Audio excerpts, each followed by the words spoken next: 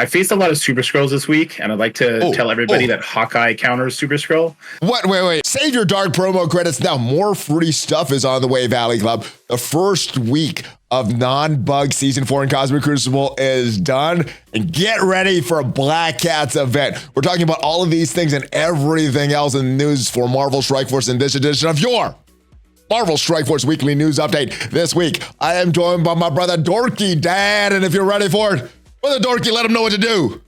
Let's go smash it. And boom, let's get this started. I am ValleyFlyin. This is Dorky Dad, and this is your Marvel Strike Force Weekly News Update. This is your first time here. Hit that subscribe button for more great Marvel Strike Force content. At least 5 Marvel Strike Force videos per week on this channel. Usually there's a lot more, and we got weekly news videos like this, updates, gameplay, question and answer videos, everything to help you. How are you, Brother Dorky Dad?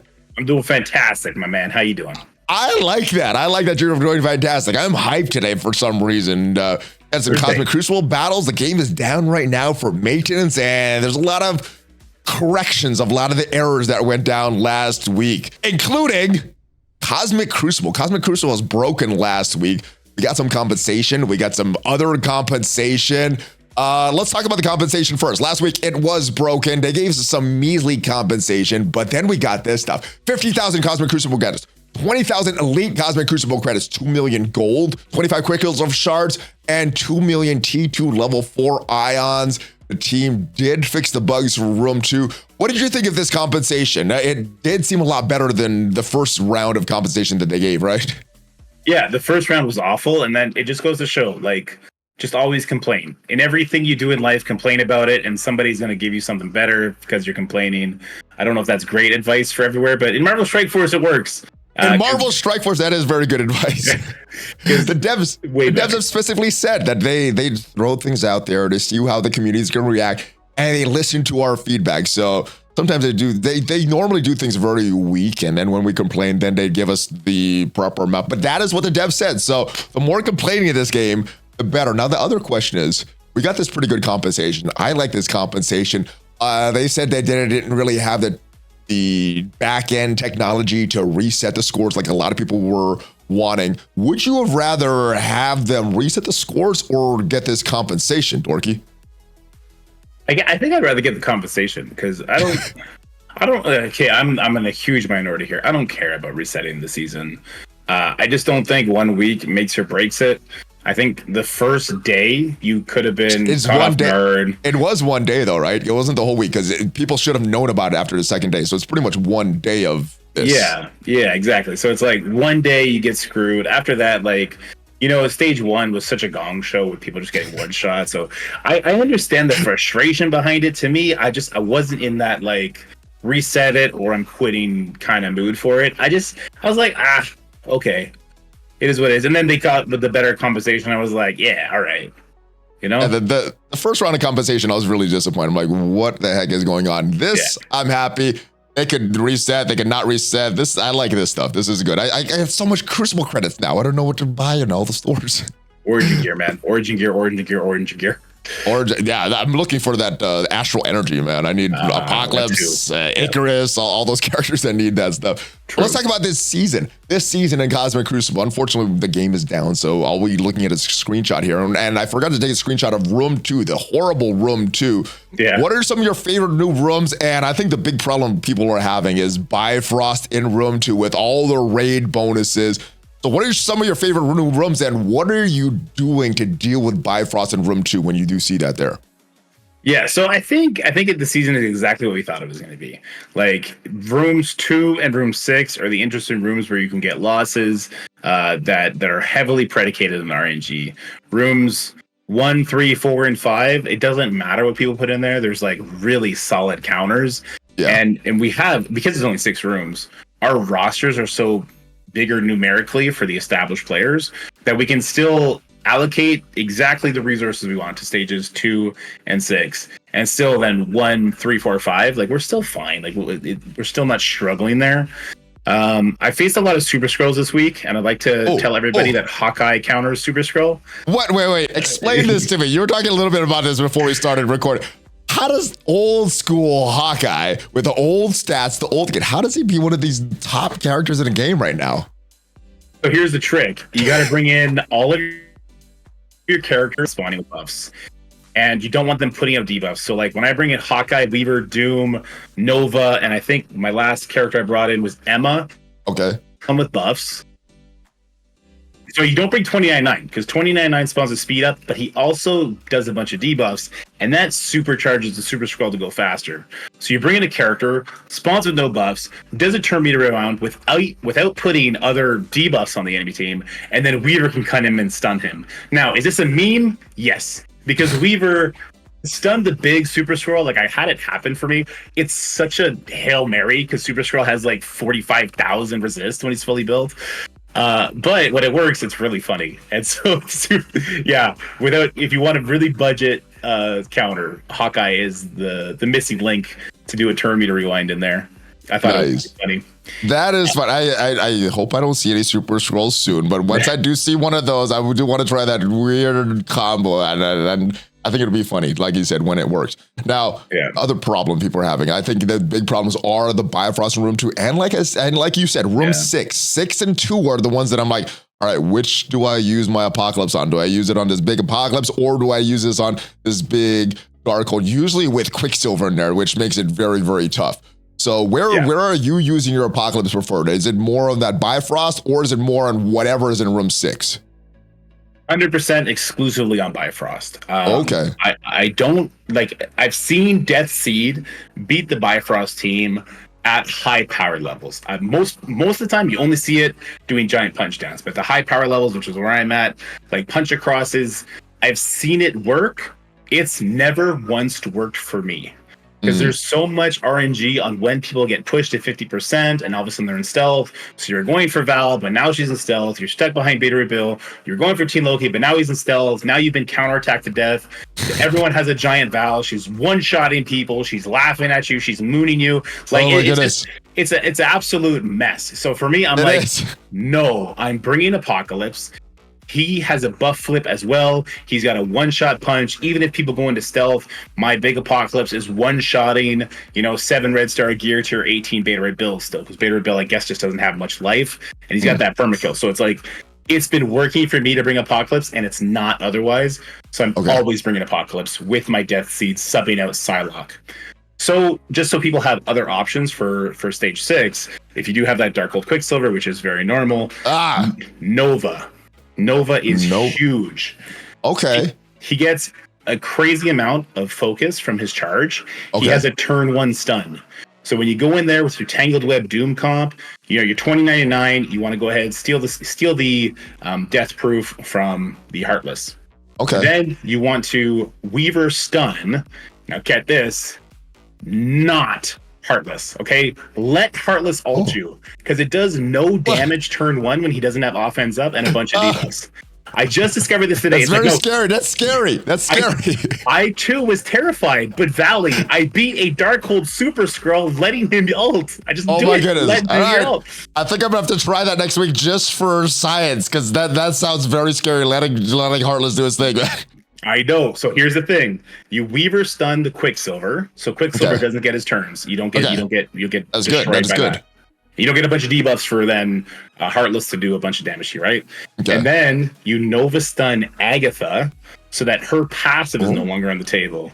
And then from there, you do the Doom Weaver stuff. You pop off. You get stuck behind the Wong taunt. It doesn't matter. You just keep hitting to the Wong. Make sure you get offense up on your Weaver. Use her basic that'll shred through the Wong, and then you turn your attention to the Heartless and you just shred them apart. And I found that to be a much more viable strategy of dropping a lot less fights because of it. I like that. I think I'm gonna use that next week, because a lot of times I'm like, where do I use Nova? I mean, he's a good character, but I'm kind of lost where I use him. So yeah, I'm gonna try that. So that's been an issue for me. Where do I use Apocalypse? And I've been smaller, a lot smaller teams than you've been facing, because I've been using Death Seed. We had an Apocalypse combo. The Death Seed beat that. We had a full Bifrost. Death Seed beat that yesterday. Today I went in. It was a little bigger Val, a little bigger Sylvia, and Death Seed took out Val and Sylvie, so it was an easy cleanup. But yeah, we didn't win that. So yeah, I think it's the size. It's punch downs. I think they weren't good. Punching ups, or punch across don't seem to work very good. But yeah, and as far as your overall enjoyment of season 4, in Cosmic Crucible, where would you rate this compared to last season? I'm plus in the win margins right now, so I'm liking it. I gotta be honest with that Bifrost team. It reminds me of the Wakanda room, but worse. So I'm concerned that matchup is gonna drive me insane. Right now, I'm still hyped on it. I'm still really enjoying it. Like now for newer players that maybe don't have Apocalypse, how do they solve that issue? Tears. Just lots of tears. Yeah. Two-shotting with Death Eaters, yes. I don't know. Yeah. I'd go in with Death Seed, make sure you kill Sylvie, and don't try and tunnel Val. I would kill Sylvie, I would kill Teen Loki, and then I would let it time out. You don't want to keep doing attacks and then Val ults and brings them both back. So if you know you don't have the momentum with your Death Seed to one-shot it, take out the Sylvie 100%, then take out the Teen Loki, and then just pause it, let it time out, going for a cleanup. Gotcha. I like that. I like that strategy. At least you get the full clear. You might not get the win, but at least you'll get the full clear and get all your full Crucible credits and everything like that. Yep. All right. Another exciting thing coming up. We have a date for the Black Cat Trials, August 29th. We got our full nodes here.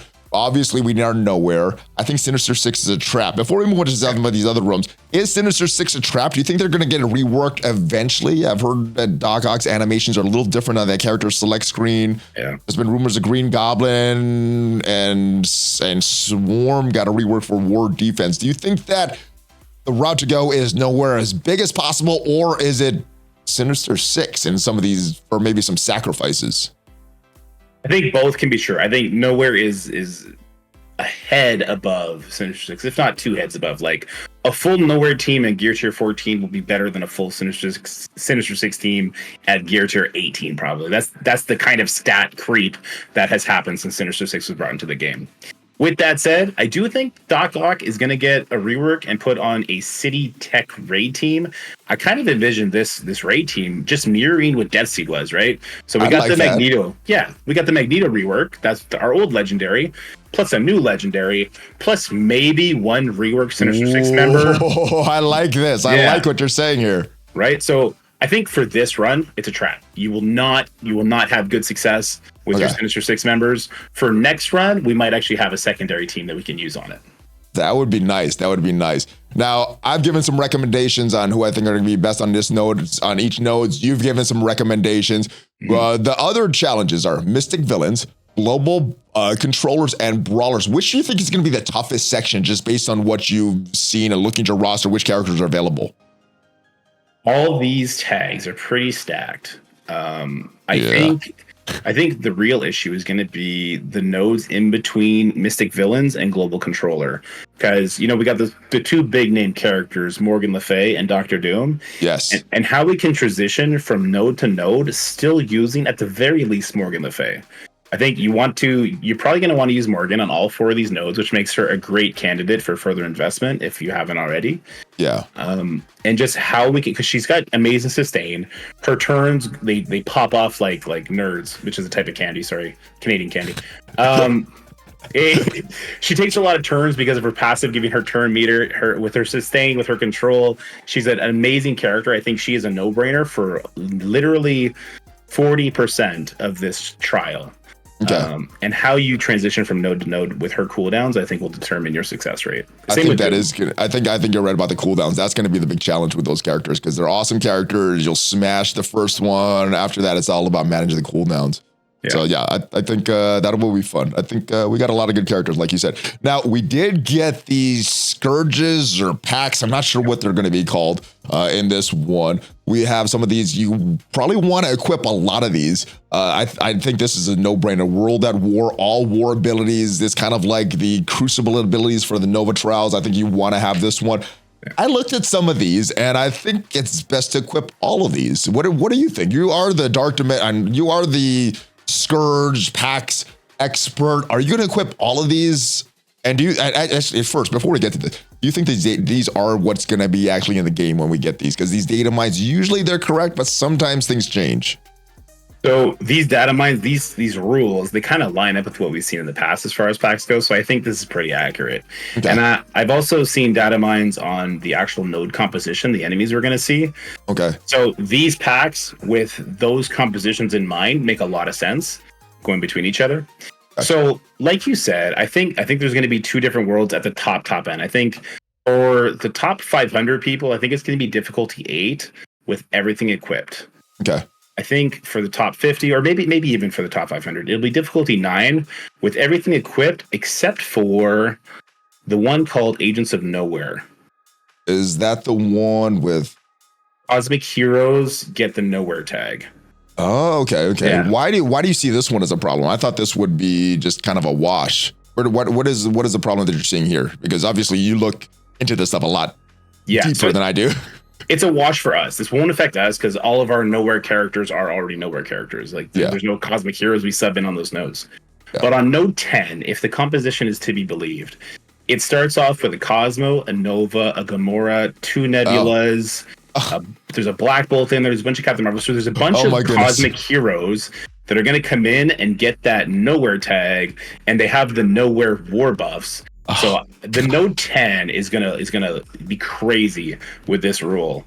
And I think for the super hardcore people, this is where you use your Sinister Six. Because Nova's there on spawn, you want a super big Sinister Six to go in and survive long enough for Nova to do his battlefield effect and then die. Which is gonna be tough with 2 Nebulas and a Gamora doing all kinds of crazy assists, getting all kinds of buffs. Luckily there's no Infinity War Thor on there, giving everybody 50% damage. But that node 10 is going to be crazy because of this pact, if you haven't equipped. I haven't seen those all those enemies, but yeah, it kind of reminds me of the node 10 of the Nova Trials. Everything else you get through, and then node 10, I'm like, oh my goodness, this is terrible.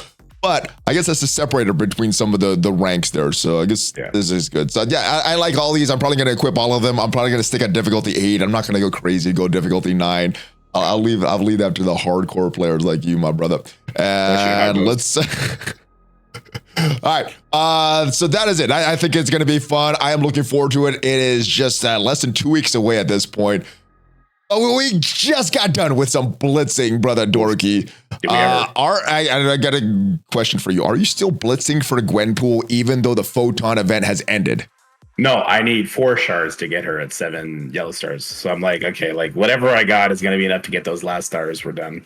Okay, I'm still blitzing. I only got it at 4 stars. I don't even have the 5th star in her. So yeah, I need those shards. So I'm still blitzing. Now, let's talk about blitz events in general, because I think there's a general hatred to this. But for me, I got all the milestones in that Photon event. So I was like, this is not that bad. What do you think of these blitz events, considering that if someone wants to grind, they're getting all the milestones, even the Whaley Kraken milestones? Yeah. Listen, I don't think we should ever complain about the blitz events as long as they have this sort of structure. Yes, we were doing 8 rotations a day. In the last, I finished the milestones after there was still 2 days left in the event, and I'd finished the milestones. I don't think we should ever complain, because look at the current event for spending cores and getting those orb fragments. And you'll see it's impossible to get those gear tier 18s as free to play. It's impossible. But in this event, if you did the rotations, which was your choice, you could 100% get those 20, I believe it was bio gear tier 18 pieces, which will help people who want to do that get further into Dark Dimension 6 faster. The argument against it would just lead us to nobody getting those gear tier 18 pieces. Yeah. So, I mean, unless you're a hater, then I don't know what to tell you. And yeah, I'm saying that as you're a hater, blitz events are good for the hardcores who just want to play and they want to grind it out. I get it. It's like, I don't have time to do that. Sorry, I didn't mean to swear. Shoot, I don't have time to do that. This sucks. I get that feeling, but like, you know, don't trip the guy beside you, kind of thing.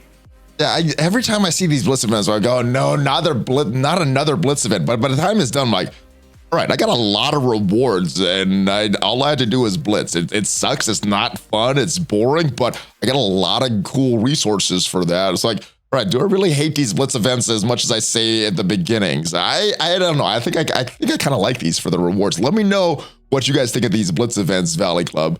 And that leads to my next question about all this stuff, because we have a few characters. Black Cat, Quicksilver's a great character. Apocalypse is a great character. He doesn't have all those extra red stars yet. But if we look at this store, dark promo credits, they are probably the most rare resource in the game right now. Who would you be spending, or would you be saving for all this? You know, we mentioned Black Cat, Apocalypse, Quicksilver. There's other great characters that take dark promo credits. Who are you saving your dark promo credits for? One of those or someone else down the road? So I kind of have a lot of my characters where I want them already. So like I have my Quicksilver at 5 already. I have my Dormammu at 7 from an Alliance event. I have Morgan at 7. I have the rest of the Horsemen at 6. Doom is at 6. So like I have a lot of these characters super high already. Oh, okay. What about for all the normal players that aren't in your situation? What would you recommend for the normal players? If you don't have Quicksilver at least at 4 red stars, then you just don't have Quicksilver unlocked. Okay. So I would say, like, listen, getting your Quicksilver to 4 red stars gives you a new character. It gives you, I don't want to say a Kang leveled character. It gives you a Morgan Le Fay level character. Like, that's how good Quicksilver is when he's got the red stars. But he needs the red stars. And where would you using him? Obviously, not in arena, probably not in the raid. So is it just mainly for Crucible and War that you're going to be using him? Yeah, War and Crucible. Like, if you put Quicksilver with your A-Force team over Captain Marvel, all of a sudden you can start tackling some Apocalypse hold teams. It's not guaranteed, but it's better than Captain Marvel, who's just not a great character. Quicksilver with, like, she was so good at initial. That sucks that she's so bad right now. She was so good when she was released. Yeah, exactly. Quicksilver with, like, Z Factor, if you happen to have them built up from, I believe it was the Nova trial, then that's actually a functioning war team again. In Crucible, like we were just talking about with Darkhold, it's an amazing defensive team that can net you a lot of wins. The way that it works in stage 6, when he does his ultimate turn 1 or turn 2, if he puts offense down on the wrong character and Doom takes 2099 for the ride instead of Weaver or Nova or whoever else you brought, then you're going to lose that fight, right? So Quicksilver really helps there. It adds that element of RNG that could really sway a lot of fights. Besides Quicksilver, like I just built up my big time to 5 red stars, but that's because I'm a war fanatic and I have to, so that the Kang Tangled Web team. I wouldn't, if I'm a regular person and not a silly person like I am, I'm putting nothing on big time Spider-Man. Yeah, like, nothing. He's big time Spider-Man has the same amount of red stars as my zombie Iron Man, as you can see. Yeah, I think that's the way every normal person should be. After that, like getting Black Cat to 5 stars would be super impactful. We talked earlier about Nova and how useful he can be in Crucible with a turn 1 stun. Black Cat also has a turn 1 stun, but it's also followed by Trauma, and she's faster. So she's going to come into Crucible and be an absolute monster. Obviously, Arena monster, War monster. She's going to be such an amazing character that getting her to 5 stars quickly will be very beneficial to you. But after that, I think you save for Apocalypse, because other people will get Apocalypse higher. And there's a break point, I'm not sure what it is, where a 4 red star Apocalypse, empowered punch with offense up, is not one-shotting the enemy Apocalypse if they're a 6 red star, 7 red star, whatever the case may be. And then that Apocalypse goes, oh yeah, and he comes back and he does the same thing to you, but you do die. And then you lose matches, whether that be in the arena or Crucible or War, wherever you're using that matchup. Then that becomes a problem. So I do think Black Cat takes priority, save for her, and then start saving again for Apocalypse. Like at my point now, I'm going to start hoarding all my dark promotion credits and just kind of wait and see what he comes out at, what he costs. Is it worth it at all for a 5th star in Quicksilver, or just wait for Black Cat and wait for Apocalypse? The 5th star on Quicksilver, I think, is 2,500, which is pretty expensive. It does bring him again to a new level, but he functions enough at 4 that I think you can hold off on that one, especially if you're only going to get Black Cat at 3 red or something like that. You're definitely going to want to bring her to 4 and 5, because you remember it's cheap for Black Cat to go from 3 to 4 to 4 to 5. I think 4 to 5 is only 1,200.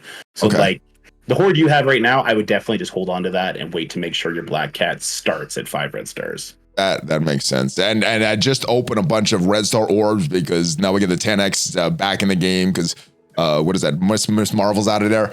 I opened 28 orbs, got 540 dark promo credits. So that was pretty good. Usually it's a little less than that, but yeah, that's about where you're getting as far as what you should expect from the red stars you got. Yeah. We got more compensation. I guess I haven't noticed this. I'm not an alliance leader or captain. I guess the raid auto launcher still was not working, but we got some pretty nice compensation. I like all the compensation that we're getting, Dorky. But yeah, 20 big time Spider-Man character shards. We have 50 teal elite orb fragments. We have 100,000 teal elite orb fragments and 150 teal gear raid orb fragments. This was awesome. Yeah, did you notice this? Were you and your alliance affected by these raid auto issues? No, they never even thought about turning it on. We're very methodical with when we launch raids because we're always trying to snipe that rank 1 spot. So this was just free stuff for us, and the amount of free stuff was not nothing in this one. Like that's this is a lot. These are a lot of orbs. These are a lot of orbs. It was that's 25 orbs. So that's 50 gear tier 18 pieces. That's a lot in there. That was great. I think that gave me enough to like finish Kang off or something. Really cool. These elite orbs for the gear tier 18 pieces. I like that. That is really, really good. So I think it's great. I didn't even notice this. And hopefully if your alliance was affected by this, then you were made whole for all of your efforts.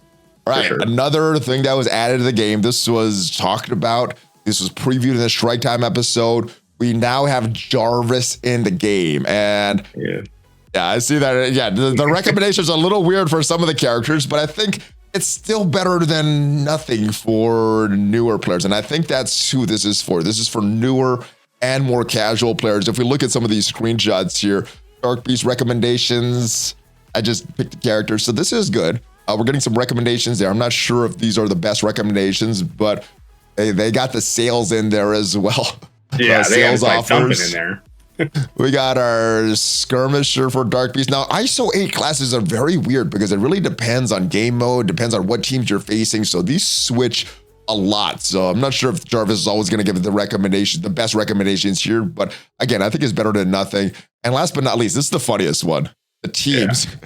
It recommends for the incursion raid tech section, Bionic Avengers who do absolutely nothing. Even if you're at 1.6, still doing nothing. What do you think of these recommendations? How do you think this is going to affect newer and more casual players that aren't as heavily invested?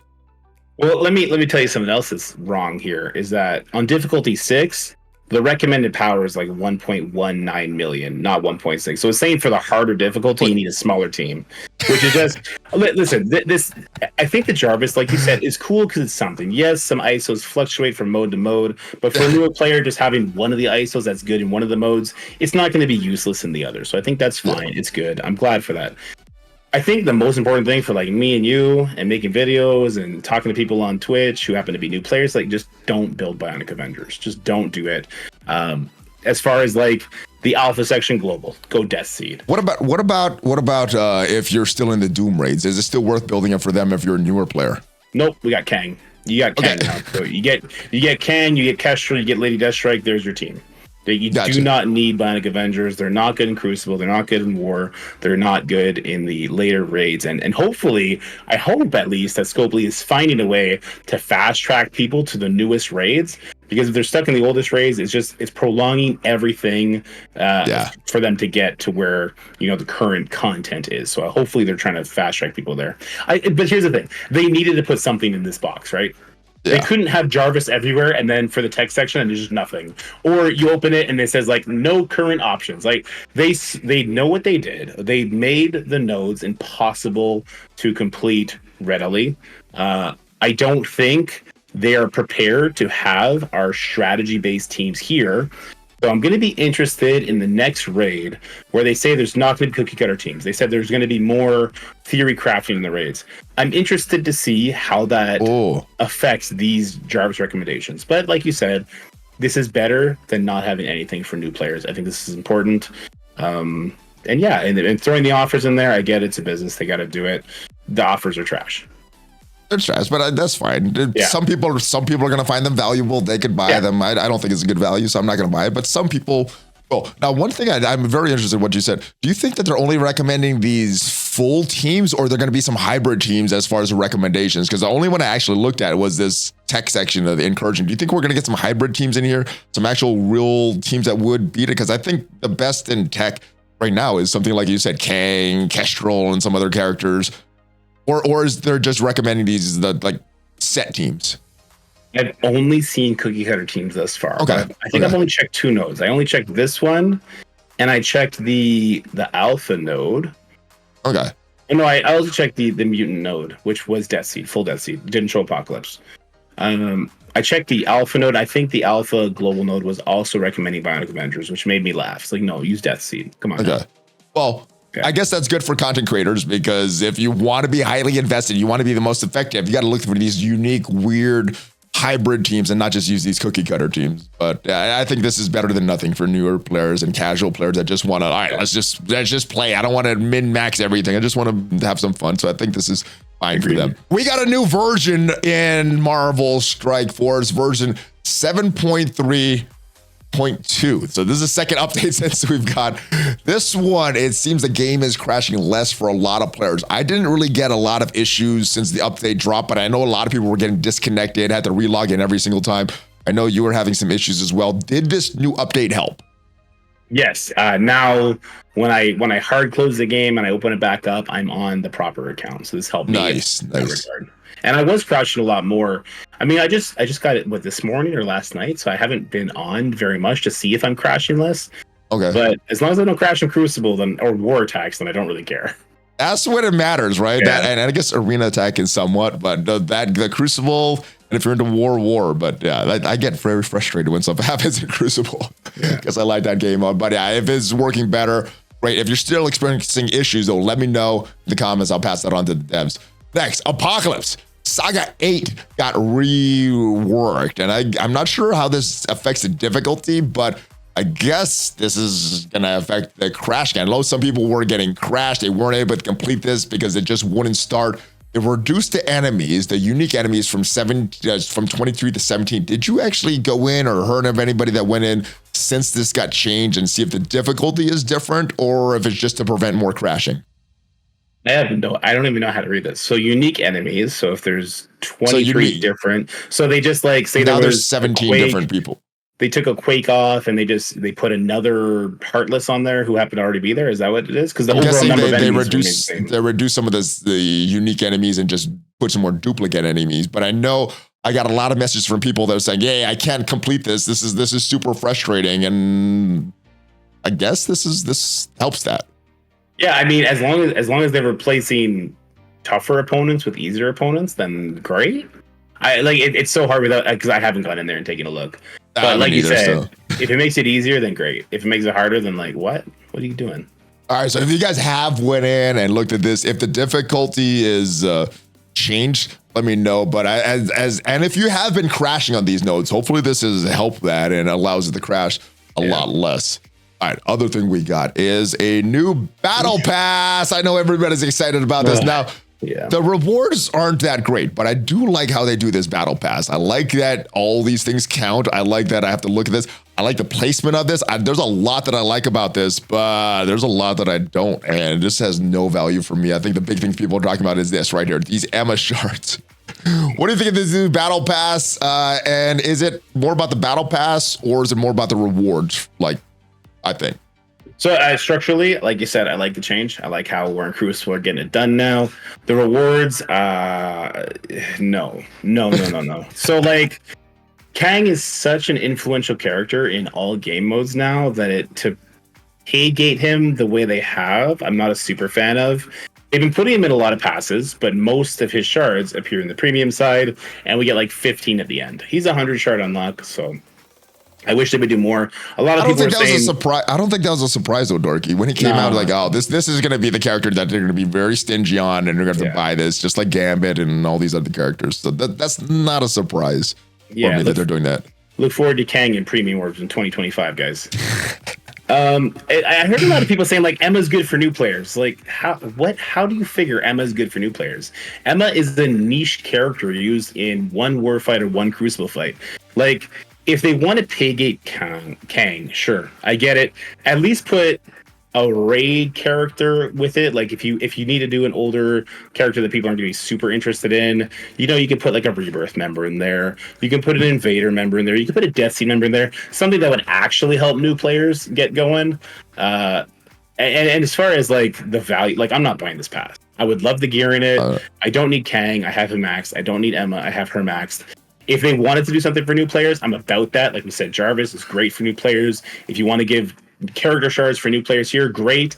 Up the amount of gear that you put in there and vocalize that so we know, hey guys, the character shards this pass are for new players. But to compensate, which is also going to help new players, we're also going to put a bunch of extra origin gear in there and say, okay, so that's smart. Now we get it from both sides. New players are getting character shards they want, plus more resources. The older players, we're not getting character shards, but we're getting more resources. Everyone goes home happy. And I mean, come on, it's pixels on a screen. It's not hard for them to adjust the numbers. They could do that. And I hope that does happen next season because I like what they've done structurally with this. I think that's great. Yeah. But yeah, the rewards are very, very measly. I agree. They should have replaced Emma with any of the characters that you mentioned or any of the newer characters that have been released since then. Would have been awesome. What is the main appeal of these battle passes? Because I know you've bought some of these battle passes, strike passes. For me, it's always been the character shards. Is it more the gear for you? Is it some of these power cores like we're seeing? Or I know in the past they've had costumes. What is the main appeal for you, whether you purchased it or not? It's always been the character shards for me. Just like for you, when they put the newer characters in there, like for a while, they were basically whatever characters came out the patch previous, they were going into the battle pass the following patch. So it's like we were getting Sylvie, we're getting Val in one of them. Like when they do stuff like that, I'm excited because it's actually a pretty meaningful amount of shards. I think they upped it. It used to be like 50. I think they upped it back up to make more sense. So and then the gear is extra. Now the gear, they would have to probably quadruple or quintuple the amount of gear that's in there for me to care enough to spend money just for gear. Yeah. Like we're so time gated by other things for Dark Dimension 6. Like, do I want the origin gear? For sure. But I'm time gated by the gear to 18s. But I don't feel pressure to buy this gear. It's always the character shards. Like, hey, okay, so if I get an extra 100 shards for Val, I only need to pull her out of a mega orb once, and then she's at 7 red stars. Okay, like, oh yeah, I want to do that now. If it was for Sylvie or for Beta Ray Bill, it'd be the same thing. I'd still be just as jazzed to get it. But with this, like, no, I'm not doing this. I'm not playing that game. I agree. This is not very valuable for me as well. All right. We have a new character arrived in Marvel Strike Force, Miss Marvel Hard Light, and she's going to be a part of the Secret Defenders Arena War meta. Does she have any value right now in Arena or War, though? I'm hearing, I haven't seen her myself. Everyone is still rocking the old meta for me, but I've been hearing that Miss Marvel with Photon is making things complicated in Arena for people right now. I have heard that as well, so I've avoided that team on defense. I'm like, no, I don't know how to beat this. I'm just gonna attack another opponent because there's like maybe one in my Arena chart. Is there a lot in your Arena chart that you've seen that? No, I haven't seen any. I would hunt this team down. I would hunt this team down if I saw it. I want to see how it plays. I might put it up myself, but I'm also worried that it's just not the right person trying to tackle the problem, and that as soon as I put it up, I'm going to drop 100 ranks real quick. Yeah, mine's aren't even big enough to be competitive, so I'm not even having used this. What about War? Have either of these characters, the Miss Marvel or Photon, affected you in War? No, not yet, because Photon is just too good with A-Force. Okay. And Miss Marvel, like, she needs a little bit of the Secret Defender team with her to get that taunt up super early, so she's not there yet. When Robbie Reyes comes out, we'll have an interesting conversation to have there, because you could put Photon, Robbie, and OG Strange there, just without Black Cat. And I think that would still be a pretty interesting team. Of course, you're nuking your A-Force, but maybe you don't have A-Force built anyway. So I think there's an interesting conversation we have there. Like, this team is going to be good. This team is Infinity Watch level good just with the stats. So it's like, it's going to be very interesting to see what this team does. And I have heard Miss Marvel Hardlight is changing things in Crucible in that stage 5 because she's getting all the mutant buffs, right? Oh, okay, okay. Yeah, I think she's going to be a big factor once she's built up a lot. But I guess for most players, it's going to be down the road, not right now. Yeah. Gotcha. All right. We have an event going on right now that we talked about. Looks like it's kind of hard to get all the big stuff, but to get some of the more minor things, it looks like it's a little easier. Vinora did this chart here to see exactly what you need to get to milestone 14, which if we look at it, that is where all the points, all these, what is this called? The TVA event points That is where that is. That's where you also get the costume for Doc Ock. So the main thing that you want to get to is milestone 14. And for that, it's pretty simple. Now, if we scroll down and look at what the calculations that she did, milestone 20, 18 refreshes per day. Is that something even Krakens are doing, or are they just buying offers for milestone points for this? Oh, they're 100% just buying milestone points. Buying those, it's those orbs, right? So they're buying those orbs. Yeah, you got to buy those dark alley orbs. They're not bad, by the way. Not to, if you're a spender, yeah, they're bad because you probably have those characters maxed. But for like me or you, they have nowhere shards in there, which is helpful for the Black Cat event coming. If I get them, I'm getting all Sinister 6 so far. Yeah, me too. But they could be good. They could be okay. No, I mean, like, we just talked about this. This is why you shouldn't poo-poo the Blitz event, because the Blitz event was completable by people like us. This is not possible. This is not in the realm of reality. So I'm happy the monthly stuff is super easy to get. That's the most important thing. That is the most important. So yeah. And there's also this web milestone that's attached to that as well. You're getting, what is it, 3150 milestone points every day for 7 days. That's 22,000 points. That's nothing to sneeze at in this event. So that'll make your spend a lot easier. Pretty simple to get this web milestone though. Just 14 raid attacks, and that should be very easy between 2 of these raids. So I think this is a good event. But if you're thinking about getting it all, you need to be spending a lot of money. But if you want to just get the minimum for the TV event, I think this is a pretty good event. We also have an Alliance event right now, Rome 1390. And this one also seems okay, but it seems like it's hard if you want to get all those milestones. It doesn't seem like most players are going to get all of the stuff for this event here, this stuff. So where are you and your alliance shooting for? Milestone 15 is where all the TVA points end. We'll be getting far past milestone 15. I know that much. Because remember, I'm an onslaught. You're the crazy person alliance. Yeah, and I'm not one of the crazy people, but I sure benefit from those crazy people, and I love those crazy people. They're the best. I think last time we did get all the milestones.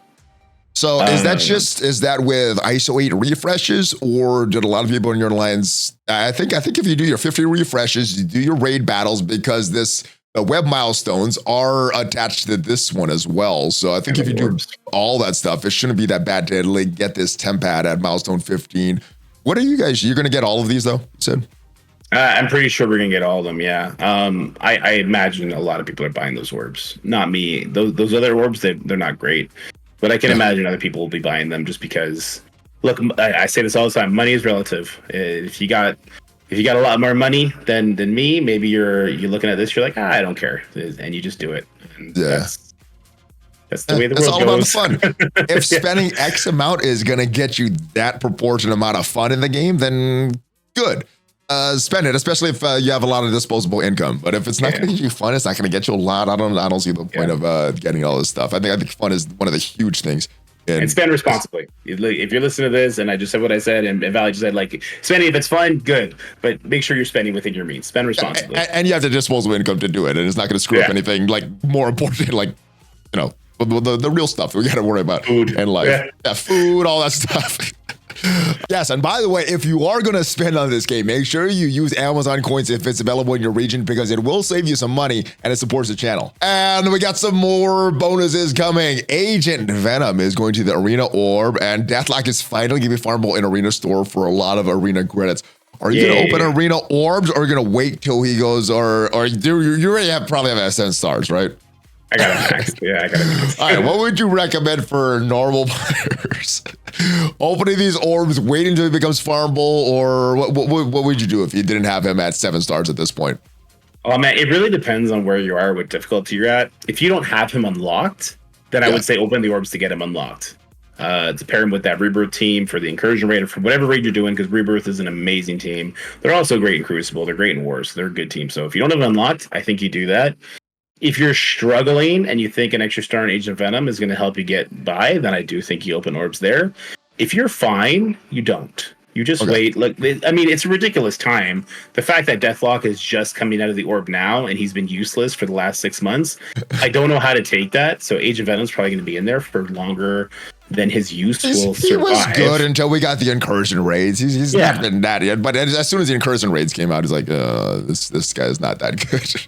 Yeah, like they were great until a developer came and said, you know what, let's just not let you have barrier and not let you have defense up and not let you have energy. And just as soon as they did that, Deathlock was no longer good. And I worried they might do that in a roundabout way to Agent Venom by the time he's farmable. But again, I'm a firm believer in actually getting those training modules with your arena credits. So if you're good in your bio section raids, I really like those training modules to actually like, keep up with your leveling of characters. I find training modules are always my biggest bottleneck.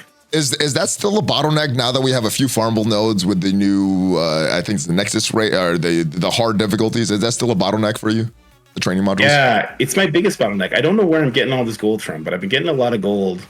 And I can't keep up with the levels. Like I just finished Hard Light today, and I have still like 3 million gold, but 0 training materials. Oh. I ran out of training modules as well. I still have a few orbs that I had to open, so I'm not totally out, but yeah, I ran out of them the other day. So yeah, there. I got 0 orbs. Yeah, get 0. Yep. All right, you got to farm harder, my friend. I know. Maybe buy that battle pass, and then you have one extra training orb. One more. No, I refuse. No. All right, the teammate is also becoming farmable. We have word that Captain Carter coming to Cosmic Crucible store on August 24th, which means that all of the rebirth will be farmable at that point. Is she maxed out for you already as well? Yeah. All right. US Agent isn't maxed out for me for the record. So I'm still working on him. That's a sad point. I got a 7-star on him, and he has like no use outside of that team, and he's even the weakest member of that team. So I was like, US Agent. Upsets me, but yeah, Captain Carter, she is so good. She's so annoying if you cannot kill her, especially in Crucible. Very valuable in the raids. This is good stuff, and the full rebirth is now going to be farmable. So awesome stuff there. Yeah, this is the team to suggest for new players now. Like whenever you can get that, because there's no war store. It's the arena store. Yes, it sucks to get that. It's the raid store. That's not so bad. And the Crucible store, once you hit 65, you're actually able to farm these characters pretty regularly. Like the amount of times she's going to appear in the store, you should have the corresponding gold Crucible credits to do it. So I think this is great. I have no idea where Captain America or Winter Soldier are farmable, but this is definitely what I will be suggesting players go for instead of Web Warriors now. Because I like this one. Scarlet Spider's in the war store. Like that's not helpful. No. All right, so that is it for the news. Hopefully this catches you up on everything that you missed over the past week and everything coming up that you need to prepare for. What is your big thing there right now? Are you preparing for Black Cat? Or are you preparing for these new war season? Or are you trying to finish Dark Dimension 6? What are you saving for right now? I'm just trying to get my Hawkeye at ISO level 5 so I can continue beating up super-skrull. That's what I'm preparing for right now. That sounds fun. That sounds fun. For sure. I'm getting ready for Black Cat 2, building my nowhere as well. Let me know what you guys are doing in the comments down below. Thanks for watching. I will see you guys next time. And if you want to see what are the best characters you should be farming right now, make sure you can check out the video up there. I will see you guys next time. Are you ready for that Hulk fist bump? Ready. Let's do it. All right, that's Hulk fist bump. Dorky Dad and ValleyFlyin.